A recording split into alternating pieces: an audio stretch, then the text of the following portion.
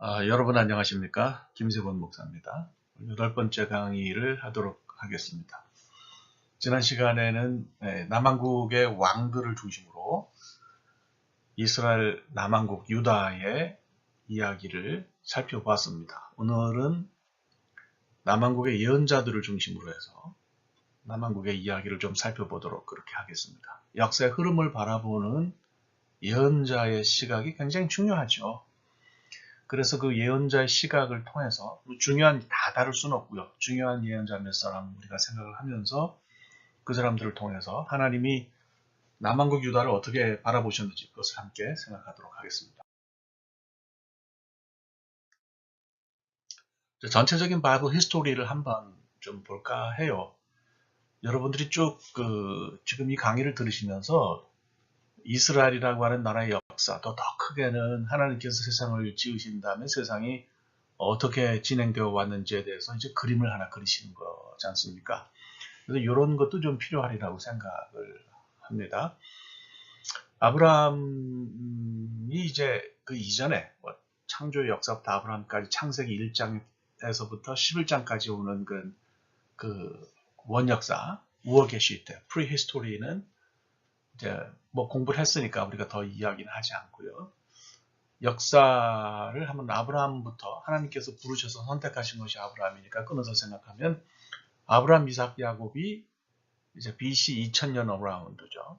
그러니까 주전 20세기, 21세기 뭐 그때쯤이에요. 그래서 이걸 이제 이때로부터 좀 살펴보면 아브라함이 애굽으로 내려가서 애굽에서 오랫동안 체류를 하게 되죠. 그리고 이제 이스라엘 백성의 그 숫자가 굉장히 많아진 다음에 하나님께서 모세를 통해서 출애굽을 시키시는 것을 우리가 봅니다. 그래서 approximately 뭐 대략적으로 보면 1400년 뭐 성경 열왕기상 6장 1절을 가지고 정확하게 계산하면 한 1450년 될 거예요. 그래서 15세기경에 주전 15세기경에 이제 출애굽이 이루어졌다 이렇게 볼 수 있고 출애굽해서 40년 동안 광야에서 방황하고 가나안 땅에 들어갔는데 곧바로 나라가 선 것은 아니고 느슨하게 지파가 연합한 그런 형태로 한 400여 년간 이렇게 또 지탱이 됐다 이렇게 우리가 생각을 할 수가 있을 거예요. 그래서 그 시대에는 사사들이 나라를 지배했습니다. 그러니까 사사는 한 지파에서 나오는 것이지만 그 사람들이 이렇게 전체적인 나라를 이끌었다 볼 수 있고 행정가이거나 혹은 군사 지도자다 이렇게 우리가 생각을 하면 될 것 같습니다. 그러니까 이 사람들은 제사장이거나 뭐 이런 사람들은 아니에요. 왕하고는 조금 다르고요. 세습도 안 되고 그래서 왕조를 세우지도 않았고 기드온이 왕조를 세우려고 시도를 했지만 그것도 실패로 돌아갔던 것을 우리가 볼 수 있어요. 그 다음에 이제 통일왕국이 서죠.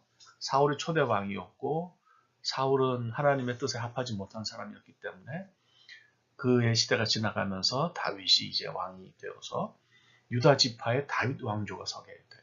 그래서 다윗과 그의 아들 솔로몬까지는 통일왕국이 지속이 되는데 솔로몬의 아들 르호보암 때부터는 이제 뭐라고 할까 남북 왕국이 갈라지게 되는 거죠. 그래서 북왕국은 이스라엘로 불리고 남왕국은 유다로 불리고 그래서 유다라고 하는 명칭이 그때로부터 전해져 내려온 거를 우리가 알 수가 있고요. 법통이 그러니까 북이스라엘보다는 남왕국에 있다고 하는 인식이 굉장히 강하다 이렇게 생각을 할 수가 있을 것 같습니다. 그래서 Divided Kingdom 쪽에서 보면 이제 결국 남왕국 얘기를 여기 지금 하는 거죠. 그래서 우리가 지난 시간에 공부를 했어요. 이 기간 동안에 요시아 왕이라든지 또 그 히스기야 왕 같은 그런 선한 사람들도 있었다. 이런 사람들이 끝까지 제대로 잘 하지 못하고 나라는 하나님의 뜻과는 반대로 갔기 때문에 이런 어려움이 있었다. 이렇게 우리가 생각을 했어요. 그래서 어쨌거나 바벨론이 주전 587년에 남왕국 유다를 멸망시키기 전까지는 패자가 아스리아, 우리 성경에는 아수르로 나오죠. 아수르였죠. 아수르가 좀 약해지면서 바빌론이 등장해가지고 바빌론이 이제 586년, 587년에 남왕국 유다를 무너뜨리면서 바벨론 포로 기간으로 들어간 거죠. 그래서 바벨론 포로 기간의 길이에 대해서는 여러 가지 이야기들이 있어요. 저는 개인적으로 50년으로 봅니다. 50년으로 생각을 하죠. 하여간 뭐 이렇든 저렇든. 그래서 그때 이제 예언한 사람들이 다니엘이라든지 다니엘 같은 사람이 1차에 끌려간 사람으로 보여지고요. 그 다음에 에스겔은 바벨론 포로 기간에 아주 그 기간에 남한국 사람들을 향해서 예언한 그런 사람들이다 이렇게 볼 수가 있어요. 그 다음에 그 포로 기간이 끝나서 미디아 페르시아 그러니까 미르 퍼시아라고 이렇게 밑에 써놨어요. 미디아라는 나라라든지 퍼시아라고 하는 나라들이 이제 나타나면서 식민지 정책이 바뀌어서 돌아오게 됩니다. 이때 이제 책들이 느헤미야라든지 에스더, 스가랴 이런 책들이라고 우리가 볼 수가 있고요. 그 다음에 이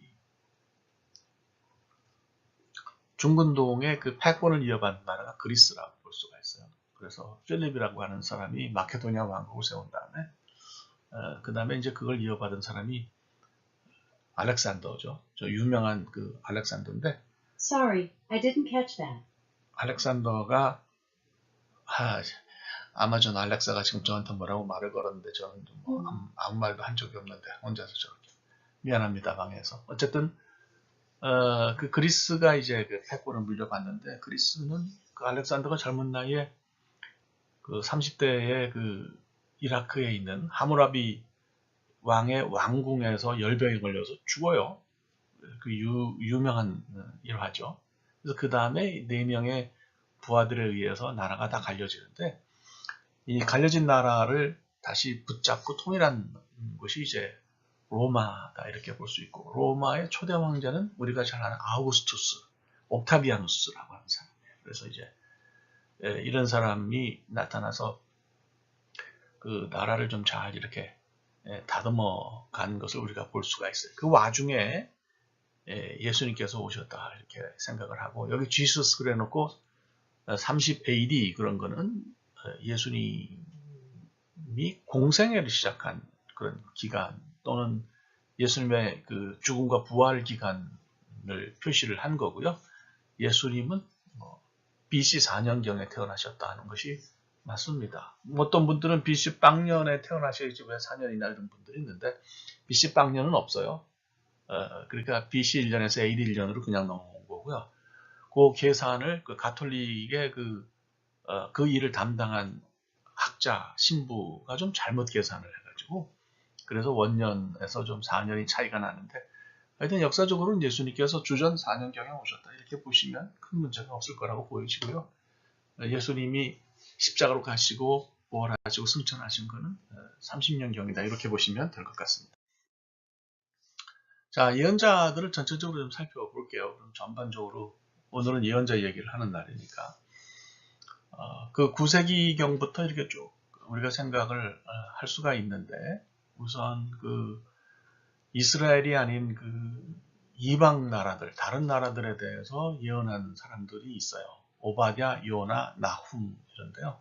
오바댜는 여러 가지로 좀 연대가 헷갈리는 사람이에요. 그래서 우리가 전통적이고 보수적인 시각으로 보면 주전 9세기로 볼 수가 있는데 또 그 비평적인 학자들은 포로 후기의 예언자로 이렇게 잡아당겨서 이것을 생각하기도 합니다. 포로 후기라기보다도 포로기와 포로 후기 사이에 걸쳐 있는 그런 사람으로 생각을 하기도 해요. 그런 예언자 중에 한 사람이 요엘입니다. 그래서 요엘도 전통적인 시각으로는 9세기로 보지만 밑으로 끌어내리는 사람들도 있다. 이렇게 여러분들 이걸 생각하시고 오바댜와 요엘에 대해서는 이런 견해가 있는데 제가 이것이 옳다라고 강조해서 말씀을 드리는 것보다는 이제 여러분들이 조금 더 읽으시면서 개인적으로 판단하시는 것이 좋지 않겠나 이런 생각이 듭니다.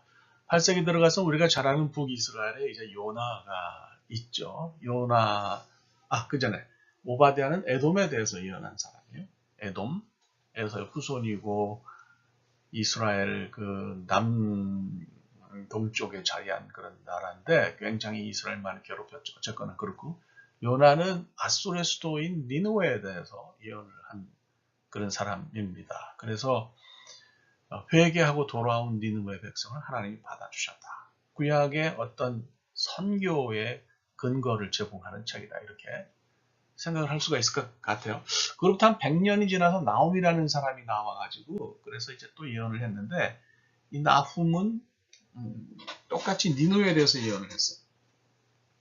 니느웨에 대해서 예언을 했는데 이번에 이 100년 뒤에 나타난 나훔은 아주 니느웨를 강하게 공격했죠.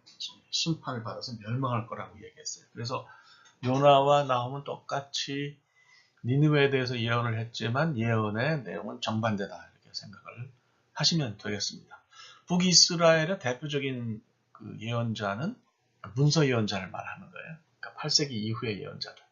그러니까 8세기 이전의 예언자들은 제가 말씀드린 것처럼 그 자기 이름으로 된 예언서도 남기지를 않았고 또 왕과의 관계에서만 예언을 주로 했는데 8세기 이후에 나타난 요 예언자들 우리가 문서 예언자라고 그렇게 부르는데 이 사람들은 자기 이름으로 된 책도 남겼고요. 그 다음에 왕에 관해서만 예언한 것이 아니라 이스라엘 백성 전체로 지평을 넓혀서 하나님의 뜻을 전했다는 그런 특징이 있어요. 그래서 그거를 좀 잘 생각하시면 될 것 같은데 어쨌거나 그런 종류에 속하는 8세기 이후의 예언자들을 보면은 호세아, 아모스가 이제 북왕국 사람들인데 이거는 익히 제가 설명을 했습니다. 이제 남왕국으로 넘어오면요. 8세기에 가장 유명한 사람들이 또 우리가 알아두어야 될 사람들이 미가하고 이사야예요. 그래서 이거 굉장히 중요한 사람들입니다. 이 사람들을 중심으로 좀 알아보겠고요. 7세기로 가면서 이제 이때는 이제 북왕국이 망한 다음에는 북왕국의 예언자는 없으니까 그래서 이 칸들이 텅 비어 있어요. 이거는 여러분들이 이해하셔야 돼요. 주전 721년에 아수르에 의해서 북왕국 이스라엘이 멸망했다. 그러니까 그 다음에는 뭐 없는 거죠. 자, 남왕국에 이제 7세기로 넘어가면서는 하박국, 스바냐 이런 사람들이 있는데 오늘 여기까지 제가 좀 다루도록 그렇게 하겠고요. 그 다음에 예레미야라든지 다니엘, 에스겔, 뭐 학개, 스가랴, 말라기 이런 사람들은 나중에 6세기 밑으로 또 바벨론 포로기와 포로 이후의 상황을 다룬 책들이기 때문에 또 그거는 이제 그 다음에 이렇게 생각하도록 하겠습니다. 뭐 좀 내용이 복잡한가요? 여러분들이 이렇게 복잡하게 생각하실 거 없고요. 북왕국의 대표적인 예언자는 호세아, 아모스고 남왕국의 대표적인 예언자는 미가하고 이사야다 이렇게 생각을 하시면 되겠습니다. 다시 한번 이걸 좀 정리를 이렇게 했습니다. 그래서 아시리안 에이지, 그러니까 아수르가 난리를 치던 중근동의 패권을 잡고 난리를 치던 시기에 북왕국의 예언자는 아모스, 호세아 때 이 사람들 이후로는 이제 더 이상 북왕국에는 예언자가 없어요. 나라가 멸망해서. 그래서 그거를 잘 생각하시면 될 것 같고 남왕국에 대해서는 이제 이사야, 미가가 대표적이다. 다른 나라들에 대해서 예언한 사람은 요나와 나훔이고 오바댜인데 여기서 오바댜를 제가 빨간 그 동글뱅이로 이렇게 쳐놓은 이유는 아까 말씀드린 것처럼 9세기로 보기도 하고 이렇게 6세기로 보기도 한다. 이런 견해가 있다는 걸 여러분들에게 설명하는 거예요. 그래서 요나는 니느웨에 대해서 용서했으니 받아주겠다. 나훔은 너희들은 망할 거다. 뭐 이런 얘기 했다는 거 제가 설명했고요. 오바댜는 에돔에 대해서 예언했다고 그랬어요. 자, 어쨌거나 남왕국으로 다시 돌아가서 바빌로니언 에이지로 가면 이제 하박국, 스바냐, 예레미야, 다니엘, 에스겔인데 예레미야, 다니엘, 에스겔은 이 사람들은 아주 뭐라고 할까? 그러니까 그 포로기를 직접 경험한 사람이에요. 그러니까 하박국하고 스바냐는 그렇지는 않습니다. 거의 근접해 있지만 그러니까 주전 587년에 멸망했으니까 미리 그 이전에 이미 바벨론의 속국처럼 되어 있지만 그래도 하여간 587년을 기준으로 본다 그러면 예레미야라든지 다니엘, 에스겔은 직접 경험한 사람들이라 이렇게 볼 수가 있어요. 퍼시안 에이지는 페르시아가 그 바벨론으로부터 패권을 이어받고 나서 이제 그 다음에 바벨론 포로 후기 이후의 얘기를 하는 거예요. 역시 요엘을 여기다 갖다 이제 제가 집어넣어 놨어요. 그러니까 이런 것들은 연대를 헷갈리실 필요가 없고 이런 견해가 있다는 것만 잘 아시면 좋겠어요. 이게 굉장히 오래된 고문서이기 때문에요. 사실 연대를 파악하기가 굉장히 어려워요. 그래서 이렇게 저렇게 여러 가지 견해가 있으니까 이런 거는 여러분들이 지금 단계에서 우리가 뭐 성경을 깊이 신학적으로 이해하는 게 아니라 전체적인 흐름을 이해하는 단계에서 이거를 꼬집고 들어가서 꼭 반드시 밝히고 뭐 그러실 필요는 없다고 생각합니다. 그러니까 편안하게 들으시면 될 것 같아요. 그래서 전체적으로 그렇다. 그래서 다시 정리하면 북왕국은 아모스 호세아, 남왕국은 그 당시에 이제 같은 동시대 이사야 미가가 있었고 바벨론 포로기에 들어오면서는 하박국, 스바냐, 예레미야, 다니엘, 에스겔이 있는데 예레미야, 다니엘, 에스겔은 직접 포로기를 경험한 사람들이다. 그 밑에 있는 사람들은 포로기 이후의 사람들이다. 이렇게 여러분들이 정리를 하시면 뭐 성경의 내용이 좀 정리가 되지 않겠나 싶습니다. 그래서 다시 한번 이제 아수르 시대를 조금 정리를, 그러니까 자꾸 반복하는 이유는 저는 반복이 제일 좋다고 보고요. 또 그렇게 하면서 뭐 이거 사실 이 강의 듣고서 언제 이걸 다시 보시겠어요. 그러니까 이 강의를 들으시면서 여러분들이 해결을 하셔야 되는데 그러려면은 제가 좀 복잡한 얘기에서 간략하게 정리를 해서 여러분들에게 전달해 드리는 게 맞는 것 같아요. 그래서 이제 아수르 시대를 보시면 이 연두색이라고 그래요. 연두색이라고 하는 이것이 이제 아수르의 어떤 그 영향력이다 이렇게 볼 수가 있어요. 가장 컸을 때는요. 오른쪽에 그 바벨론 뭐 우르 다 있잖아요. 수사 뭐 다 있잖아요. 수사는 에스더서에 나오는 이야기죠. 저 위에 니느웨가 있고 니느웨는 수도였어요. 바벨론에. 그래서 이 아수르 저 위에 또 하란도 있고요. 우리가 역사에서 이름나는 갈그미스도 있고요. 이렇게 생각할 수가 있죠. 그래서 이 아수르가 전체적으로 심지어 이제 오른쪽에 이제 그 메소포타미아 쪽에서부터 북쪽으로 쭉 올라가서 그 바다나람, 우리가 이걸 바다나람이라고 해요.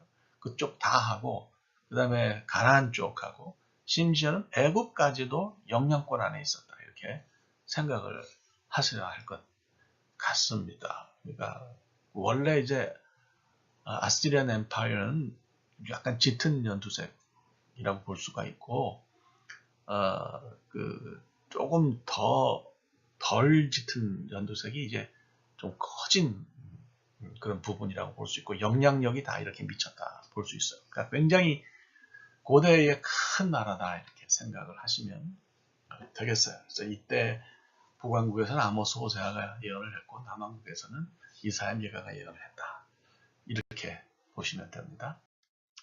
바벨론 시대인데 바벨론도 이게 이제 신바벨론 제국 얘기하는 거예요. 느부갓네살 2세가 그러니까 느부갓네살 2세로 성경에는 표현이 되는 사람인데 이 사람이 그 예루살렘에 쳐들어와서 이스라엘 남왕국 유다를 멸망시킨 그런 사람이죠. 그래서 이 나부콜라살이라는 사람이 바벨론을 이제 사실은 신바벨론 제국 니오 바빌로니안 엠파이어를 일으킨 사람이고 느부갓네살 2세가 물려받았고 뒤에 있는 사람들이다. 이제 나보니더스라든지 벨사살이라든지 이런 사람들이 뒤를 이었다고 보시면 돼요. 어쨌든 왕들은 그런데 뭐 이 이름을 지금 뭐 꼭 기억하시나 그런 뜻은 전혀 아닙니다. 단지 강의를 해야 하니까 이걸 전달하는 거고요. 여러분들이 뭐 그런 사람들이 있었다고 생각하시고 느부갓네살 2세는 그 중요한 사람이에요. 성경하고 연결했으니까 그 사람은 한번 보시면 좋을 것 같고요.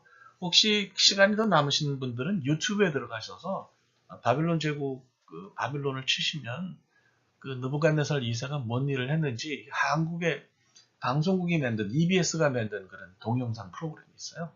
그래서 그건 물론 이제 기본적인 근거가 역사 비평학이지만 들을 만한 부분들이 있어요. 그러니까 다 뭐 1부터 100까지 믿는다 이런 심정이 아니라 전체적인 그 흐름을 이해하시기 위해서는 한번 시간이 있으실 때 그런 걸 보시는 것도 괜찮지 않나 이런 생각이 듭니다.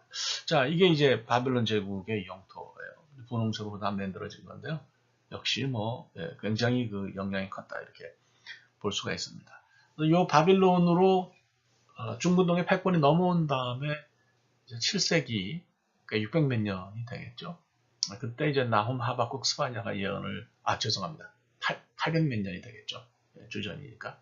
그러니까 이 사람들 나훔, 하박국, 스바냐는 이제 포로기 직전의 사람들이다 이렇게 볼 수가 있고 예레미야는 7세기 말에서 6세기에 걸쳐서 포로를 경험한 사람이라 이렇게 생각하시면 되겠고 오바댜는 이제 연대가 좀 불확실하고요. 에스겔은 확실하게 바벨론 포로기 때 이런 자다 이렇게 보면 되겠습니다. 이사야의 그 물음표를 달아놓은 이유는 이사야를 저는 뭐 한 권의 책으로 생각하지만 이사야를 2권 내지 3권으로 생각하는 분들도 있어요. 그래서 1장부터 39장까지는 포로 전에 이 진짜 이사야의 작품이지만 40장부터 그 뒤는 포로 이후에 이사야의 신학을 이어받은 알지 못하는 그런 어너니머스 라이터가 이것을 쓴 거다 이렇게 생각하는 사람들도 있어요. 그래서 또 너무 저는 뭐 받아들이지는 않지만 너무 무시하면 그분들이 섭섭해하니까 조금 이렇게 물음표를 해놓은 거예요. 그러니까 이건 뭐 심각하게 생각 안 하셔도 될 것 같고 이렇게 정리를 하시면 되겠습니다. 자, 그럼 뒤를 이어받은 이제 바사 시대 페르시아를 성경에서는 바사라고 그렇게 이야기를 합니다. 그래서 그 페르시아를 보면 역시 뭐 그 고대 중군동의 아수르 바빌론이 그 점령했던 지역들을 다 그대로 점령했고요. 저쪽에 그 지금의 터키 쪽 에베소가 있고 사대가 있고 리디아가 있는데 그쪽까지 다 이렇게 점령을 하고 심지어는 여러분들 그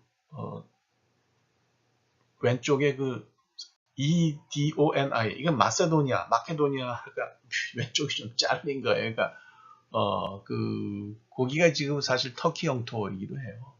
터키가 5%가 유럽에 들어가 있잖아요. 이 땅에. 그래서 자기들이 유럽 국가니까 그 나토에 들어갈 수 있다고 그렇게 막 얘기를 해요. 그러니까 나토에서는 이게 회교 국가고 그러니까 못 받아들인다 그러고 막 계속 이러는데 어쨌든 그 지역까지 페르시아가 다 점령했다 볼 수 있고 또 남쪽으로는 완전 이집트도 애굽도 페르시아의 영향력 안에 들어가 있어요. 그러니까 지정학적 위치가 북쪽, 동북쪽 세력과 북동쪽 세력과 남쪽의 애굽 세력 사이에 끼어 있는 이스라엘은 꼼짝없이 점령이 됐다 이렇게 생각합니다. 그래서 바벨론 포로 이후로 우리가 생각할 수 있는 이 페르시아 바하사 시대는 학게스가랴, 요엘은 아까 말씀드린 것처럼 좀 헷갈리지만 또 말라기까지 이렇게 우리가 예언자들의 이름을 생각을 할 수가 있습니다. 자, 미가 좀 우선 이제 쭉 다 설명했어요. 미가는 뭐 남한국에서 포로기 직전에 포로기를 직접 경험하진 않았지만 예언을 한 중요한 두 사람의 예언자 가운데 하나다. 그래서 이사야와 미가를 같이 동시대에 활동한 사람으로 생각을 하시면 되겠어요. 그러니까 우리 머릿속에 한 시대의 예언자가 꼭 한 사람 있어야 된다 이렇게 착각할 수도 있겠어요. 저도 뭐 신학을 공부하기 전까지는 그렇게 생각했어요. 근데 이제 그게 아니에요. 여러 사람이 나타나서 그렇게 하는 것이 오늘날도 교계에 이런 인물도 있고 저런 인물도 있고 동시대에 같이 훌륭한 사람들도 있잖아요. 그러니까 그런 거를 생각하시면 될 것 같습니다. 원래 이걸 이제 그 이름을 풀로 쓰면 미카야 후 누가 야훼 같은 여호와 같은 사람인가. 여호와든 야훼든 다 발음이 정확한 발음이 아니어서 저는 쓰기를 꺼려 하는데 주가 맞는 것 같아요. 주. 그래서 누가 주님 같은 그런 자인가. 참 굉장히 무섭기도 하고 멋있는 그런 인물이기도 하고 그렇습니다. 자, 이 사람은 아주 그 준엄한 심판을 했는데 남한국의 왕들 너희들 참 잘못한 게 많다. 예루살렘 거민들 너희들도 교만하고 너희들이 수도에 산다고 하면서 너무 경제적으로 타락하고 없는 사람을 괴롭히고 이렇게 했다라고 이제 심판하는 얘기를 하는 거예요. 그렇게 잘못하니까 너희들이 심판을 받겠다. 결국 심판 받았잖아요. 그래서 그런 걸 설명하는 책이 미가서입니다. 그래서 이제 보면 이 사람은 미가는 예루살렘에서 남서쪽으로 이제 그 25km 정도 떨어진 그 가드 모레셋 사람이에요. 유다와 이제 블레셋 변경인데, 그러니까 남서쪽인 것을 좀 기억하시면 좋겠어요. 서쪽 해안 쪽에 지중해 해안 쪽에 블레셋이 살았으니까 그래요. 근데 거긴 촌이거든요. 제가 이제 4월 11일 날 한 열흘 예정으로 예루살렘에 갈까 생각하고 있어요. 이스라엘에 갈까 생각하고 있어요. 거기 가서 한번 다시 그 가드 모레셋을 한번 좀 보고 오겠어요. 그래서 보고 오면 그런 느낌을 새롭게 여러분들에게 이야기할 수도 있을 것 같습니다. 어쨌거나 그 농사 짓는 사람들이 사는 곳이에요. 그래서 미가도 촌부였다, 농부였다 이렇게 생각할 수 있고 평범한 사람이었는데 하나님 부르셔서 남한국을 향해서 예언했어요. 근데 저는 은혜가 됩니다. 뭐 어떤 자격 있고 공부를 많이 하고 부유하고 능력이 있는 사람을 하나님 불러서 쓰시는 게 아니고 아주 평범한 사람도 하나님 불러서 쓰시면 쓰시는 거예요. 아모스도 그랬잖아요. 아모스도 그 뭡니까 무화과를 미리 따가지고 거기 이제 침을 찔러서 이렇게 좀 숙성을 시켜서 사람들에게 내다 팔고 왕궁에도 공급을 하는 그런 쉽게 말하면 그 도매 유통업자인데 그런 사람 하나님 불러 쓰시고 미가도 농사 짓는 사람에 불과했는데 이제 그렇게 했죠. 그러니까 말씀드린 것처럼 그 이사야와 거의 동시대라고 보시면 되고요. 유다 왕으로 치면 요담 아하스히스기야 때 이어난 사람이라고 보시면 되겠습니다. 이런 건 머릿속에 외우시기가 어렵잖아요. 그래서 뭐 포로기 직전에 포로를 직접 경험하지 않았지만 심판을 이어난 사람이라고 생각하시면 되겠고 이 사람은 어디 힘 있는 사람들이 힘 없는 사람 괴롭히는 걸 되게 열받아 했어요.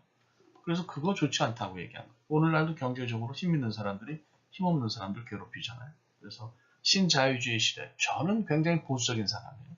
그러나 어쨌거나 신자유주의 시대가 갖고 있는 어떤 그 냉혹함에 대해서는 비판적입니다. 그래서 자본주의가 따뜻하지 않으면 굉장히 어려워요.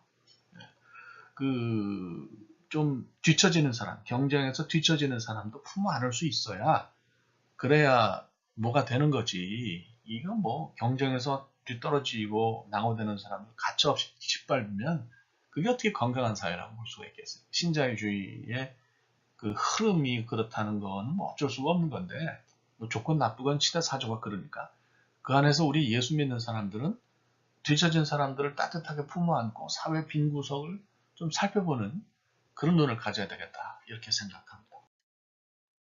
자, 미가의 주제는 그래서 이제 Samaria and Jerusalem in same boat. 제가 볼 때는 정관사 더가 빠졌어요. In the same boat. 어쨌거나 사마리아는 북왕국을 말하는 거고 예루살렘은 남왕국을 얘기하는 거죠. 그래서 같은 배에 탔다는 거는 니네 꼬라지가 같을 거라 그런 얘기예요. 그래서 이미 북왕국이 멸망한 것처럼 남왕국도 하나님의 말씀을 듣지 않으면 망할 거라 이런 얘기를 하는 거고요. 그 다음에 Judgment on Civil and Religious Leaders. 그러니까 발음도 안 좋은데 영어로 읽는 건 그만할게요. 종교적인 지도자들이 굉장히 허영이고 교만하고 그 다음에 잘못한 게 많아요. 오히려 타락에 앞장선 부분들이 많아요.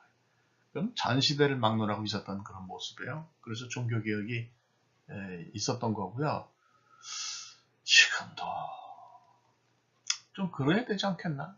뭐 이렇게 다 뒤집어 엎는 건 안 나온다 하더라도 교회마다 정신을 차리고 그 다음에 더 이상 번영주의나 성장주의에 매몰되어 있지 않고 건강한 공동체성을 회복해서 교회 외형적인 크기에 관심하지 않고 신자들의 영혼과 그 다음에 하나됨에 더 관심 갖는 작은 교회들이 많이 생겨야 된다. 저는 그렇게 생각합니다.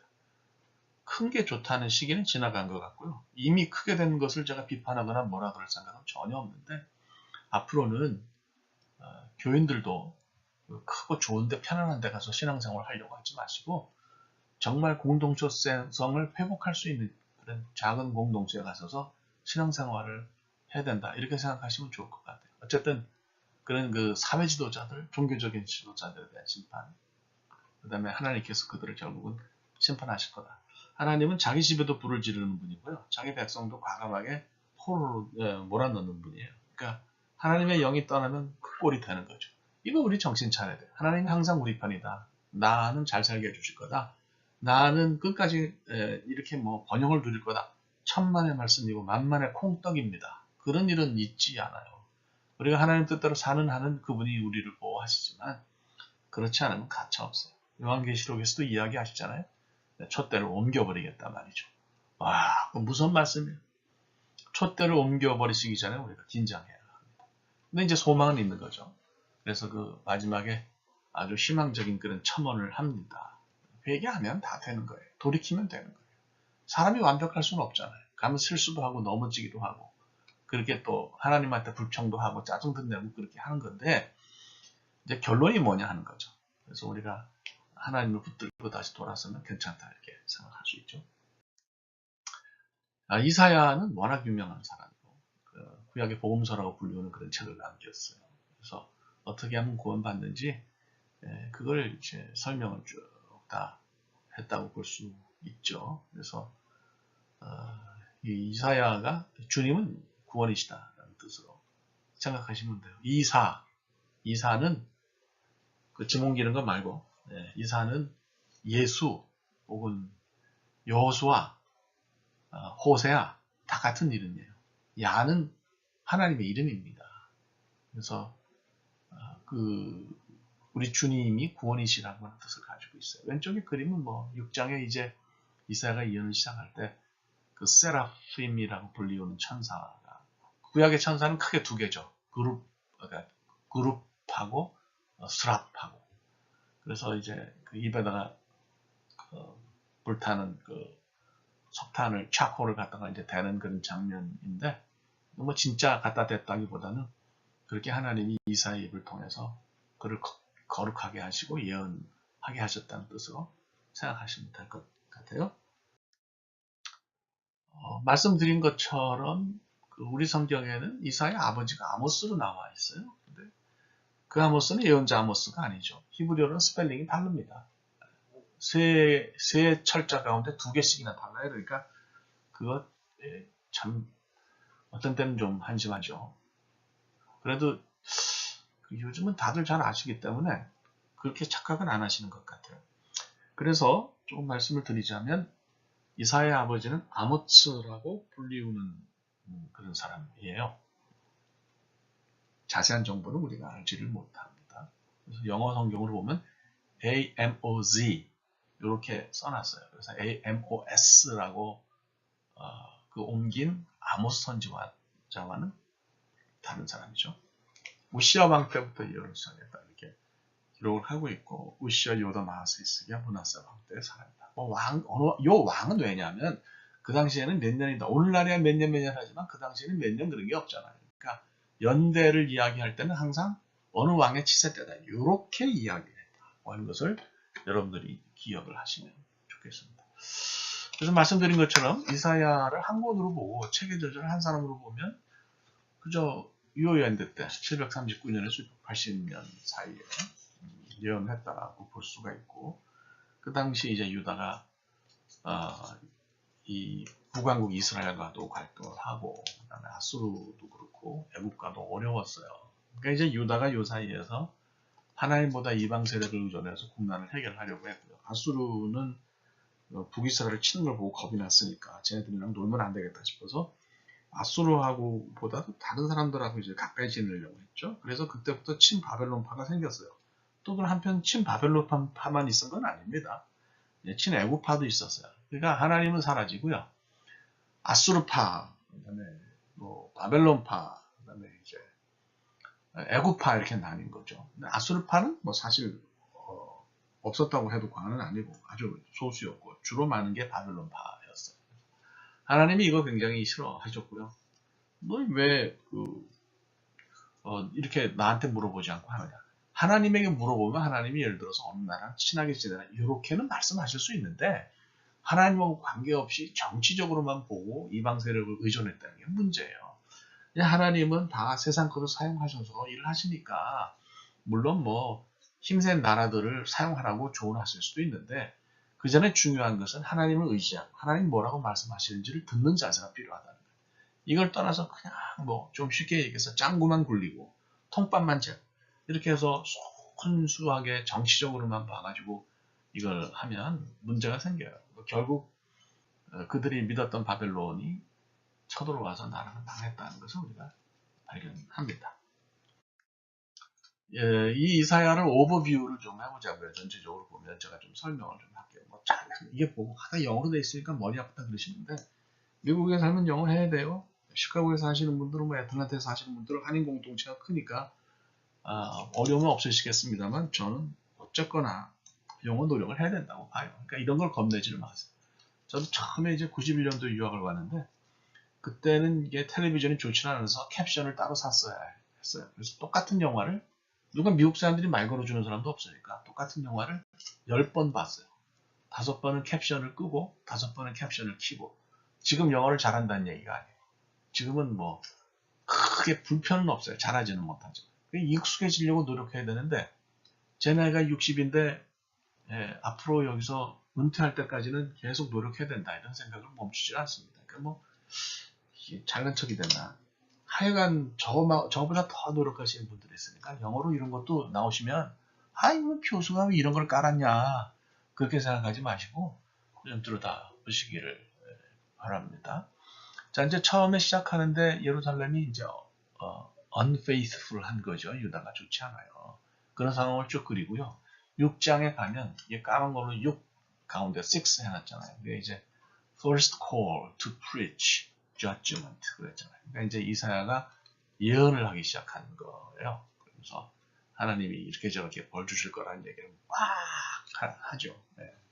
그다음에 이제 그 36장에서 39장까지 쭉 보시면 two crises, 그러니까 아수르와 바벨론이 얼마나 문제가 있고 위협적이고 또 그 사이에서 유다가 고통을 받는지를 잘 기록을 합니다. 근데 중요한 거는 뭐냐면 하나님을 그때 이제 신뢰를 해야 되는데 신뢰하지 못하는 또 정치적으로 자꾸 휩쓸려가는 유다를 그리고 있어요. 그런 게 문제가 되는 거죠.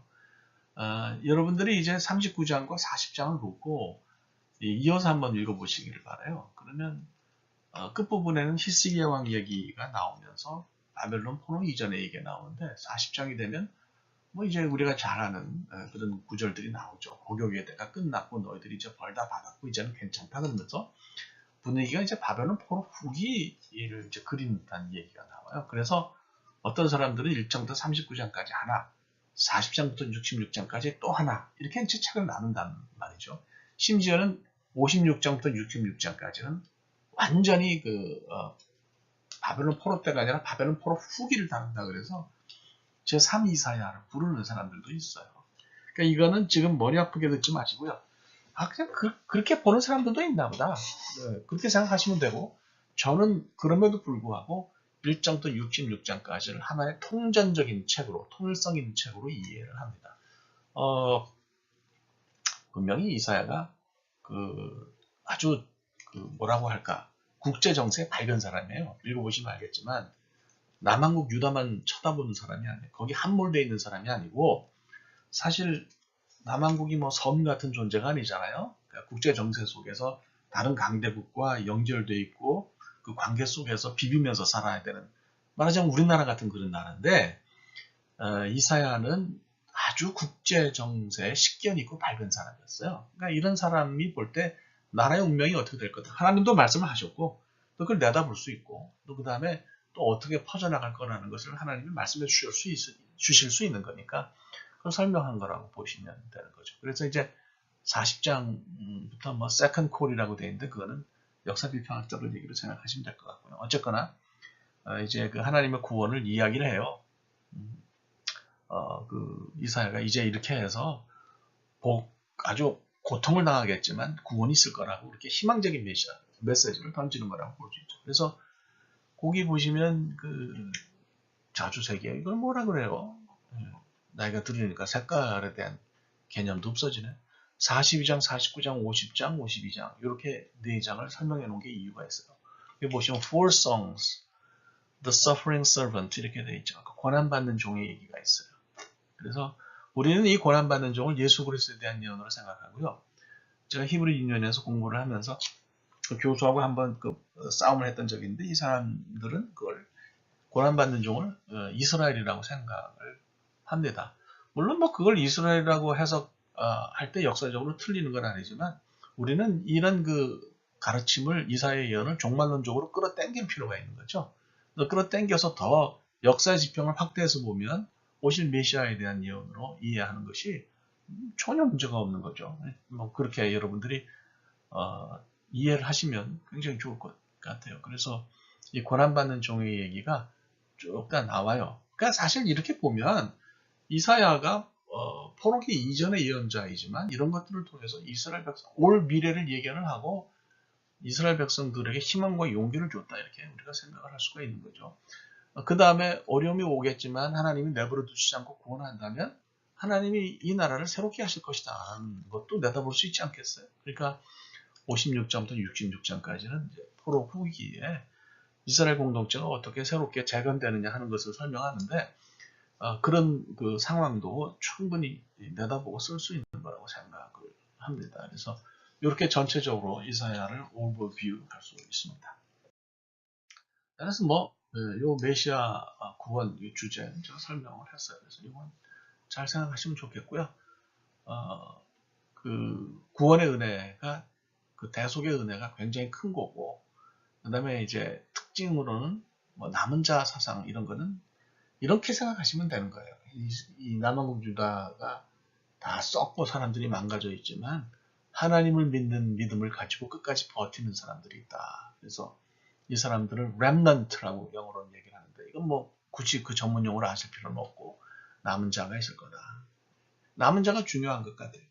이 시대 교회가 개독이라는 소리를 듣고 뭐 기독교가 그리고 비판을 받지만 남은 자들이 있잖아요. 신실한 사람들이 있고, 그러니까 사실 하나님이 잘못이 아니라 교회가 잘못한 건데, 그럼 교회가 고치면 되는 거고, 거기에 남은 자들이 그런 역할을 이제 감당해야 되는 거죠. 그래서 메시아 사상 역시 요거에 고난받는 종에 대해서 이야기를 하는 거다, 이렇게 생각하시면 되겠습니다. 나훔에 대해서 이야기를 할게요.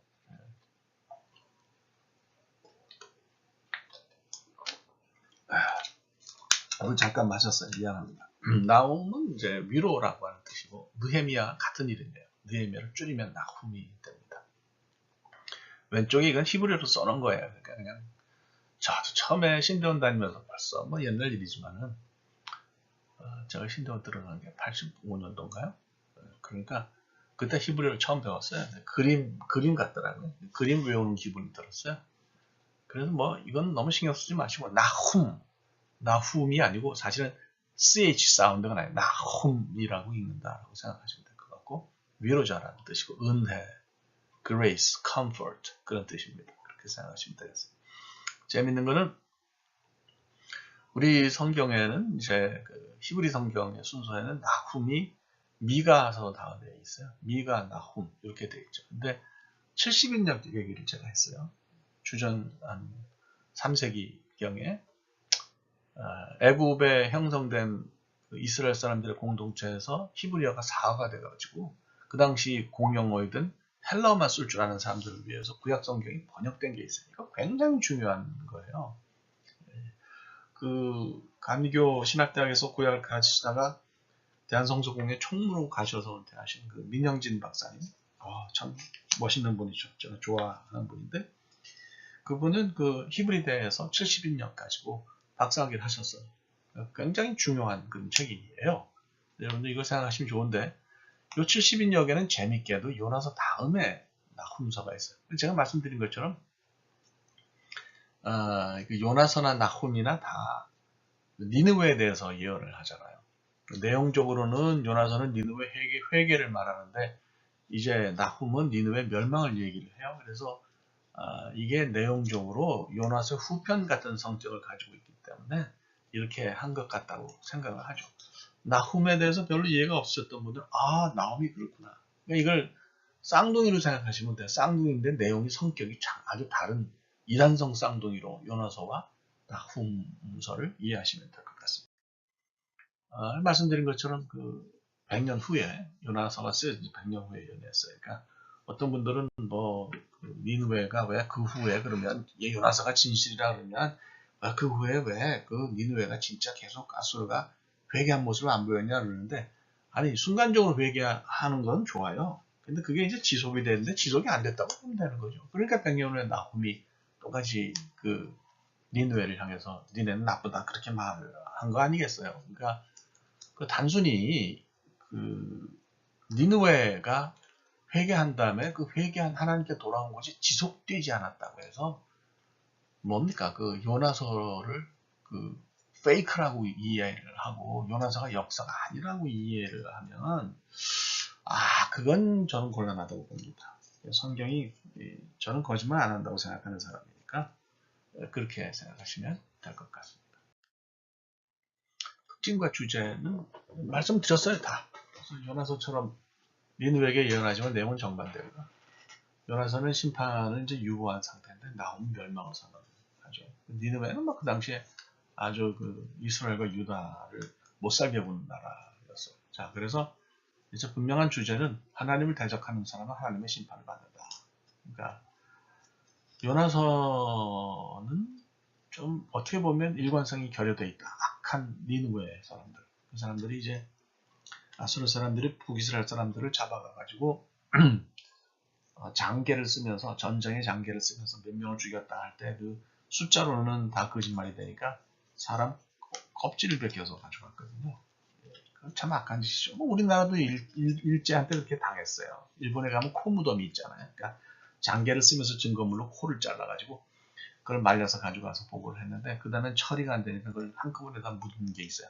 아, 나쁜 나라예요. 예. 그러니까 뭐 일본이라는 나라의 개인은 우리가 뭐라 그럴 것이 없지만 역사 속에서 죄를 많이 지은 나라예요. 그러니까 그거는 자기들이 늘 그 잘못했다고 이야기를 해야 되는데 그 놈들은 그걸 왜 안 하는지 모르겠어요. 하여간 아주 일관된 공의로우심을 선포를 나오니 하죠. 그래서 이제 아수르의 심판을 내리시면 유다가 구원받는다는 의미도 있고 그러니까 그런 연결점 때문에 이렇게 했다고 보여집니다. 네. 그래서 하나님의 공의로우심이 나훔의 주제고 대상은 니느웨다 이렇게 생각하시면 되겠어요. 하박국 선지는 굉장히 유명하죠. 그래서 그 로마서의 바울도 하박국의 의인은 믿음으로 말미암아 산다라고 하는 말을 갖다 인용한 거고요. 결국 하박국이 어떻게 보면 종교개혁의 불씨를 땡겼다고 볼 수도 있어요. 네. 자, 하박국은 612년에서 589년 사이에 예언한 그런 사람입니다. 그래서 밑에 설명을 보면 주전 612년에 니느웨가 이제 망했고요. 그 다음에 뭡니까? 그 뒤에 이제 아수르가 좀 어려워졌어요. 굉장히 여기는 disarray라고 그렇게 이야기를 했는데, 하박국은 요 때쯤에 이제 예언을 한 거라고 설명이 되어집니다. 요에 이제 아수르가 조금 그렇게 되면서 바벨론이 이제 치고 올라왔고, 결국은 나중에 남왕국을 무너뜨리는 사람이 되는 거죠. 뮤지컬 프로핏이라든지 뭐 그런 거는 별로 크게 생각할 것이 없고요. 내용이 뭔지를 우리가 좀 깊이 생각을 해야 될 필요가 있을 것 같아요. 뭐 여러 가지 설왕설래가 있지만 므낫세 통치 후기나 아몬의 통치 기간, 요시아 통치 초기에 이 책이 기록됐다고 보여지고 나훔 바로 뒤에 이어서 이제 예언한 것으로 이렇게 보여지는데 므낫세 아몬 이때는 아주 심각한 배교의 시대예요. 므낫세는 바울한테만 전한 게 아니라 제가 말씀드린 것처럼 암몬의 신인 몰렉, 밀곰이라고도 그러는데 밀곰의 아이들 인신 제사까지 받아들여서 애들 다 불태워 죽이고 이런 아주 악한 사람이에요. 그러니까 이때 예언했으면 뭐겠어요. 죄를 너무 짓는다 너희들이. 이렇게 죄를 지으면 바벨론이 쳐들어온다. 그럼 너희들이 포로가 될 그런 상황이니까 정신 차리라고 그렇게 하박국이 예언한 거예요. 그래서 이제 우리가 하박국을 쭉 살펴보면 알 수 있는 것이 이런 거죠. 유다의 너무 죄악이 심각하니까 하나님한테 묻는 거예요. 하나님, 어떻게 악인이 번영합니까? 어떻게 악인이 잘 삽니까? 어떻게 악인이 이렇게 득세하는데 심판하지 않으십니까? 오늘 현대인들이 던지는 질문하고 똑같은 질문이죠. 세상에 악이 횡행하는데 하나님 그거 어떻게 이게 이룰 수가 있습니까? 그건 제 가슴 속에도 있어요. 이런 악한 자들을 보면서 정직하고 올바르게 살려고 하는 사람들이 고통을 당하고 악한 사람들이 사기치면서 승승장구하고 나쁜 짓을 하는 사람들이 망하지 않고 하늘에서 날벼락이 떨어지는데 안 떨어지는 것에 대해서 고통이 있어요. 목사하고 신학자이지만 그런 게 있어요. 그러니 평신도들은 오죽하겠어요. 하박국이 그 얘기를 하나님께 하는 거예요. 그러니까 이제 하박국은 그렇게 묻고서 대답을 기대는데 하나님은 그러세요. 걱정하지 마라. 내가 악한 자들 그냥 내두겠냐. 저들의 왕성함은 일순간이다.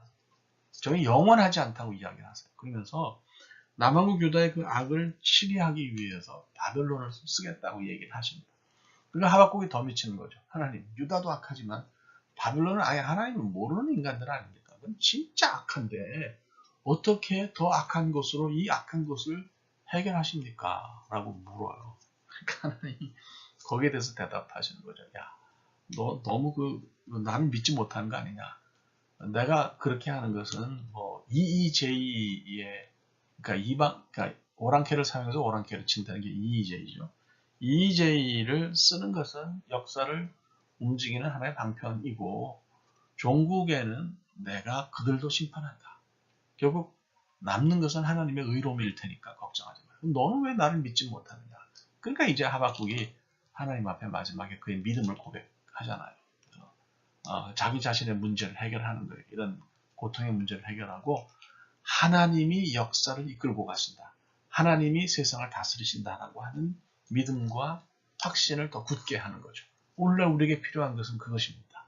세상이 악하고 어렵고 힘들어도 결국 하나님이 뭔가 He's going to do something for us. 이걸 우리가 믿어야 될 거라고 생각하죠.